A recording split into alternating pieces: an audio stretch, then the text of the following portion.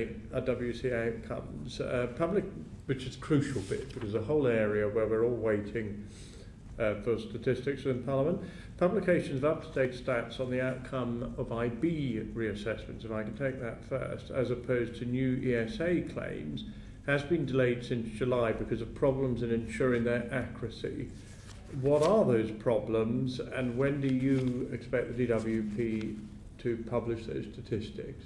This is ESA IB. Okay, so I've come in just about every number you would like on ESA, but not on IBR. So I don't know is the answer. Can I drop your line? Come back to me on that. I've got others, but that is important. Why were the ones pooled in July? What was the reason? I don't know. So, sorry, this is the part of my preparation which I haven't picked up on. So I've gone through all the ESA stuff, but I haven't picked up a difference in the IBR stuff. If you would, please. What I'd like to do, Chair, if that's all right, is go to the appeals and then we'll come back to that, okay? The next thing is appeals, which is down to stats again. We're all aware of the changes with Professor Harrington's report, of which I have to say I was broadly very supportive and live in the earnest hope that the number of appeals, successful appeals, depending on how you define success, but appeals that have gone into a tribunal and the customer has succeeded and the original judgment, whatever the word is overturned, we will know whether Harrington's changes are beginning to show an improvement, I would posit, if that number of appeals starts going down from the shockingly high successful appeals from shockingly high 40% that it was. When we took evidence from the Minister for Employment in March last year, which was Chris Grayling, he said it was too early to tell whether the implementation of Professor Harrington's recommendations are having an impact on the high level of successful appeals. Are you able to update us on the situation now, and when are you anticipating that the figures will be released in the public domain? Generally speaking, as a department, we're pretty good on management information, and my colleagues just won an award from the Institute for Government for their work on unit costing in particular. But when it comes to appeals, one of the things that bedevils it, I'm afraid, is actually being able to track cohort data. So I know lots of information about what's happening in Atos and what's happening in the department and what happens in the court service, but stitching that together and saying, oh, that particular one, it came before Harrington Part 1 or before these changes, is actually quite difficult. So it's really quite hard to give you an answer to say, actually, I know that by a certain date this will all wash through the system, because at the minute it's almost as if I got 3 different sets of data. But you're right in your assumption that actually if Harrington is successful in what he's doing, then actually that would tend to reduce the number of appeals. But it's only one of many things which are going on here. So, I mean, some of the other things which we're doing here is we are moving to a position where we will require a mandatory reconsideration of anything before it can go to appeal. At the moment, people can, partly because they don't understand the system. But has that been started yet? I'm sorry? The mandatory one has been started, has it? I wasn't aware of that. The mandatory thing is... Reconsideration, what have you, has been started. So reconsideration, if it's requested, has been in the system for a long time. Oh, okay. The change, and I think it's the prospective change, I don't think it has happened yet, is to say you may not go to the tribunal until you've had it properly reconsidered in order to make sure that the... And would that be, excuse me interrupting, would that be a paper reconsideration, or would the individual have to go through another face-to-face assessment? Oh no, it's not another face-to-face assessment. Okay. This is for another decision maker to right, look at the evidence, speak to the claimant, and say, look, you've asked me to look at this again. Is there anything else you want to tell me that you haven't already told your predecessors, so that I can reconsider it properly? One of the things which you'll know if you ever go and sit in any of the tribunals is that a large number of the tribunals have the effect of people turning up with evidence we haven't seen previously.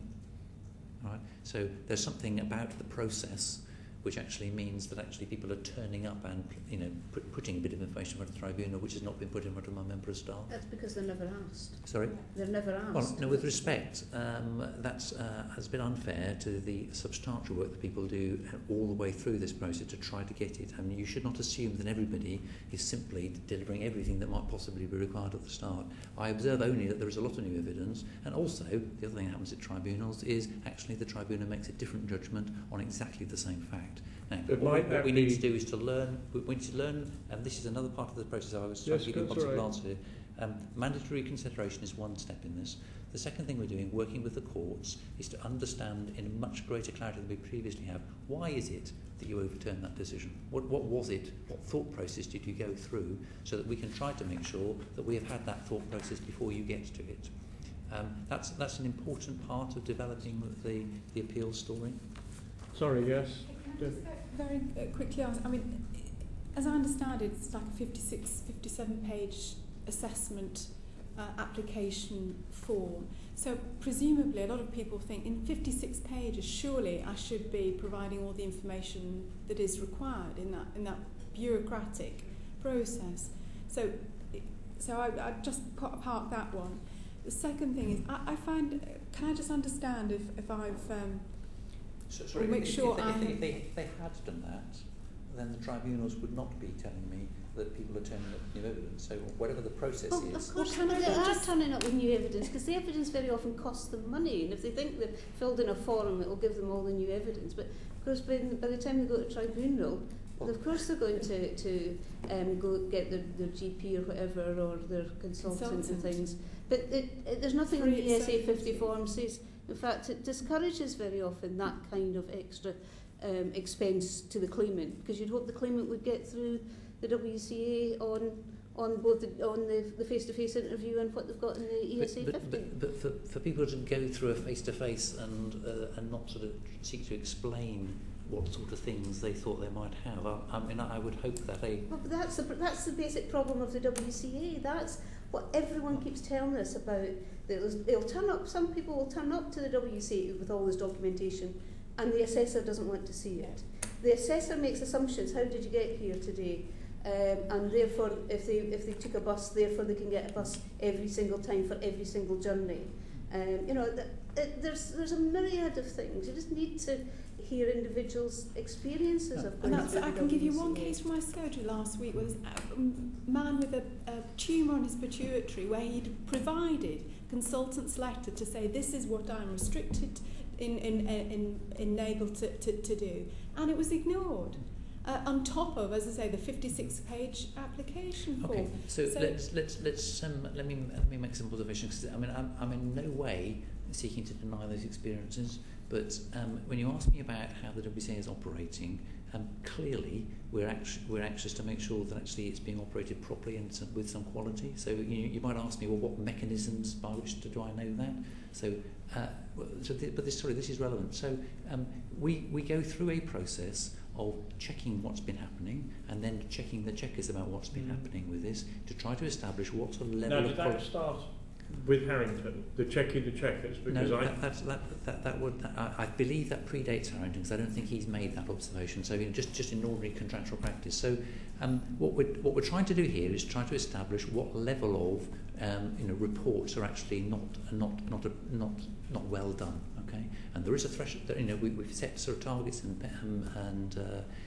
sort of potential penalties around all of that stuff.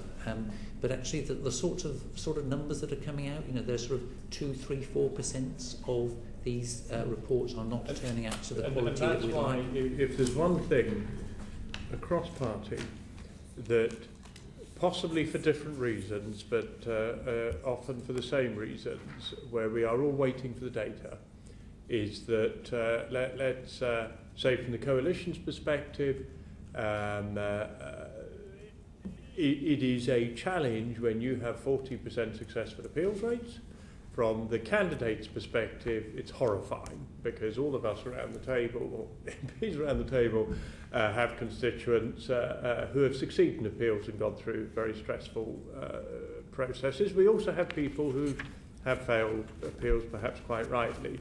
But where I'm coming from, there's so much hyperbole around this issue, so much almost scaremongering in some way, and perhaps and very understandable fear in another. What I need and what we need is we need to know whether it's still 40%, 35%, 55%, 25%. I spoke at a debate only last week, my colleagues did as well, and I think, if I remember rightly, I actually said that if it's still 40% successful rate in appeals, we have a challenge with the Harrington changes. So I do understand there are 2 or 3 changes happening as well as Harrington, but it was months ago when we got the data on the 40% appeals. Yes, when are we going to get the new one? So I don't know. I'll let you know when the next figures are. But let's just think about how this process is going, because I mean the other thing you are aware of is that consequent upon the Harrington changes in particular, all the people doing these assessments started to take longer to do them to start with, right? They had to be taken offline to be trained, and secondly, they then took longer. So the time it took to do the assessments,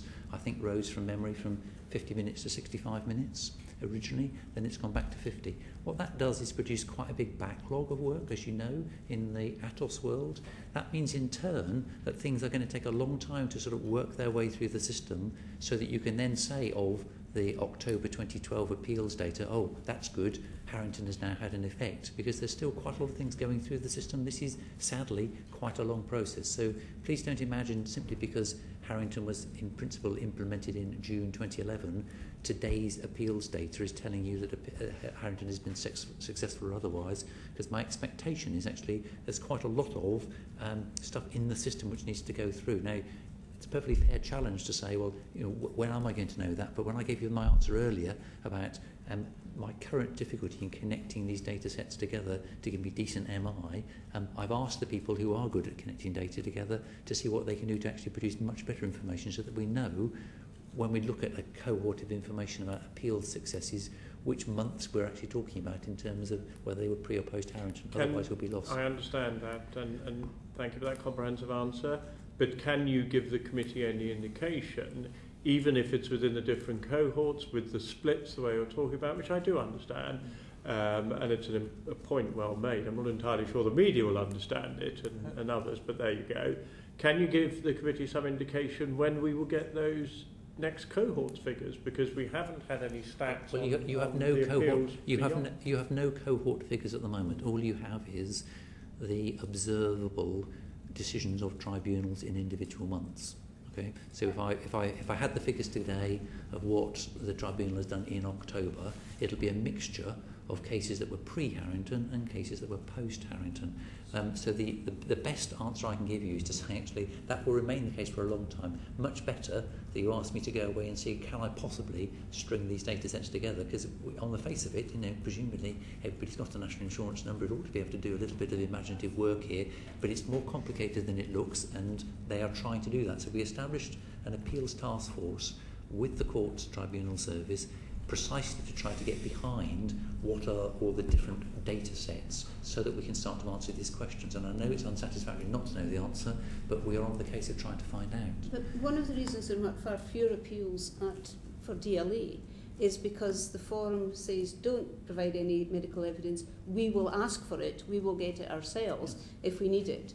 The problem with the WCA is that the individual doesn't know what it is that the assessor is going to need. So they don't know what evidence they should get in order to turn up for the WCA. Whereas if it ends up at appeal, of course they're going to throw everything into the appeal. And perhaps that might be part of the answer that you need to look at, is what is educating, or is in fact finding, is getting the information after the WCA before the final Atos thing is written, that they then source the medical evidence. That's not, to my knowledge, something that the good professor has observed as being a critical step. Because I think in part... Well, it was you that said that the problem was that they were turning up with new information at the appeal stage. So there has to be something fundamentally wrong at an earlier stage if this is the first time they've seen it, and it was crucial to the decision making. And it must be the way that evidence... And it pre-existed the tribunal. And part of the problem is the cost as well. Under DLA, the cost falls to the department. Under WCA, it falls to the claimant. If you've got someone who's on very low income, and will be on very low income, clearly got a very clear disability, they will think that it will be obvious when they turn up to the WCA, and it's not. It's not turning out to be obvious. They didn't think they would need a consultant's letter to say that they're quadriplegic, but yet they are, and it's only at the tribunal that's coming out. My own welfare rights people in Aberdeen tell me that they've got a 90% success rate appeal. Now that's partly because they sort out the things they don't have much chance. They're getting people who are coming with nothing, no points at all, and are getting through quite easily on the appeal. So there is certainly something that's fundamentally wrong with the way that the WCA is collecting the information and then doing the assessment. So all I can come back to is that, to repeat what I've said previously, even Professor Harrington thinks it's the right test. Okay, it's absolutely critical that we get the right information with which to then do that assessment. The steps we put in respect of the sort of things he recommended it being done from June 11 for the doctors, for the healthcare professionals to make a personalised statement, starts to make it clear to people why the decision may have been made. Introducing mandatory reconsideration means that actually if people think there is something else going on, they get a chance to talk about it. Hearing from the tribunals how they can make a different decision on the same facts will help. So all the right sorts of things are happening to try to get behind why we're in the position that we find ourselves with so many bills being overtaken, being changed. And all I can say is that the tracking that through the system is a thing which I, in preparing for this, have myself put some welly behind to try to make sure we get that done properly. And I do hear and agree with you, actually, that I think a lot of the right things are doing, but I'm not sure until I see the data. Let me ask one more question. Me neither. All of us. Let me ask one more question on ESA, and then, Sheriff, I pass you on the Atos thing. Happy for you to do that bit.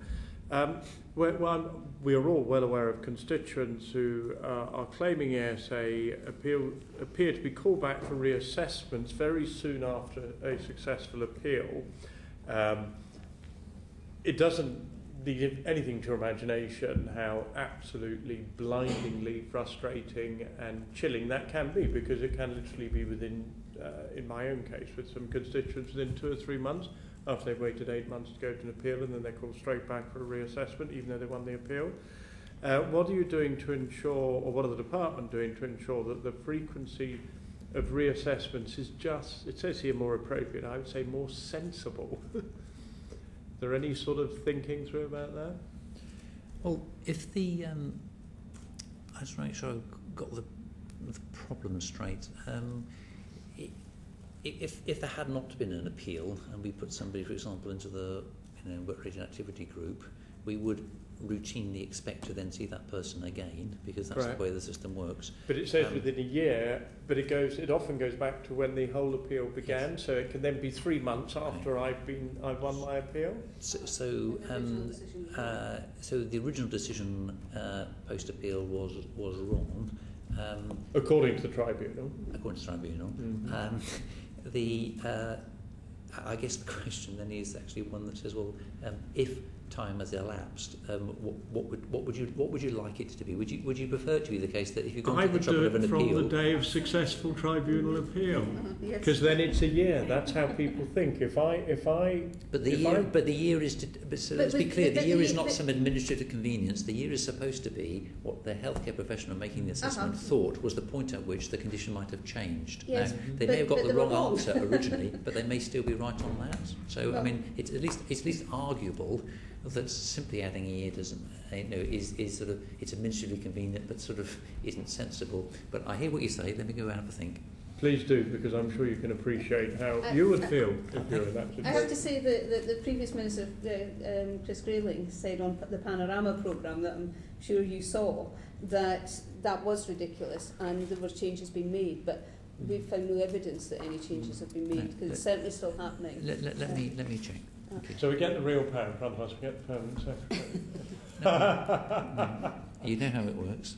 But that if you listen to any of the debates, that caused more angst and anger than somebody with Parkinson's disease who's had to fight to get even the RAG group or the support group, and then they've got a degenerative disease, and then 2 months later they're back on the treadmill again, and they've to it is almost, even though horrendous. I appreciate bureaucratic and I don't see it as some giant conspiracy, but it does not take any imagination at all to think about how I would feel, say, in that situation. I'd gone through all this, won the tribunal, and then 2 months later I get a letter.